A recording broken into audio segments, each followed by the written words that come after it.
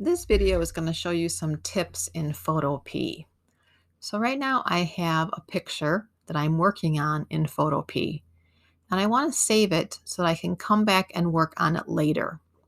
So right now I have two different pictures I've put together. I have my background picture, which is this layer here, and I have my Bernie Sanders picture, which is this layer here. And I want to hang on to these details so I can come back later and add more to my picture. So when I brought these pictures in, the background picture was a JPEG file, and the Bernie Sanders picture was a PNG file.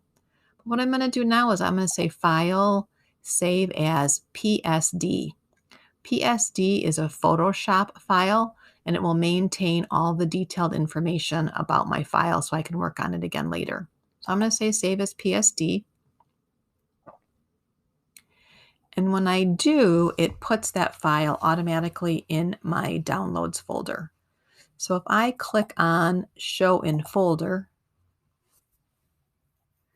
it's going to put it in my downloads folder. So it's in my downloads folder. As long as I just want to work on this next time in the computer lab, I can just leave it there and I can find it again in my downloads folder. But if I want to work on this at home, I have to upload that folder or that file to my Google Drive.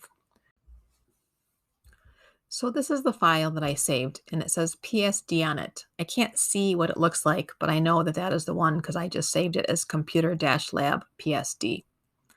Now what I need to do is go to my Google Drive. So I'm going to go to my drive. My drive up over here. So here's my drive, and I'm going to open up that folder again so I can see it.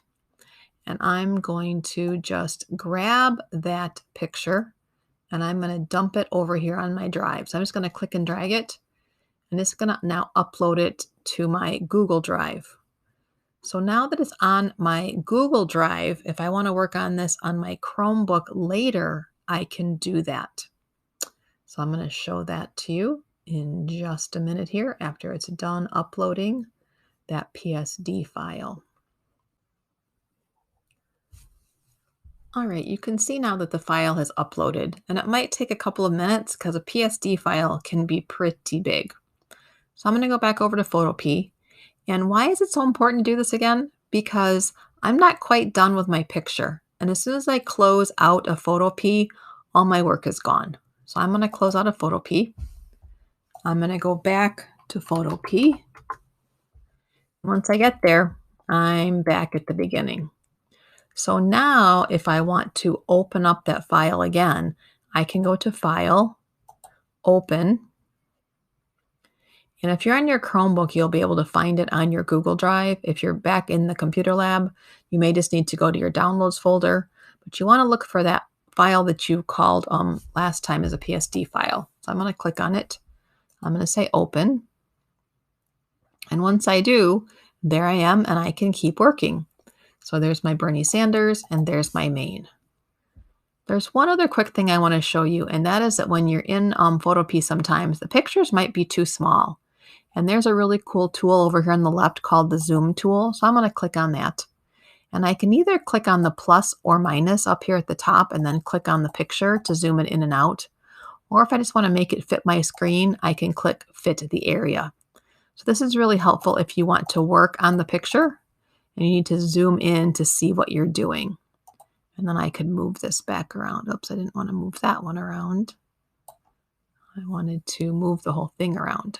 So if I want to move the whole picture around and not just one of my parts of it, I've got to use the hand instead. And that way I could zoom in. So maybe I wanted to zoom in and get rid of the white tape on the ground or fix something else on my picture. So zooming and moving helps with that. So those are my tips for today for Photopea.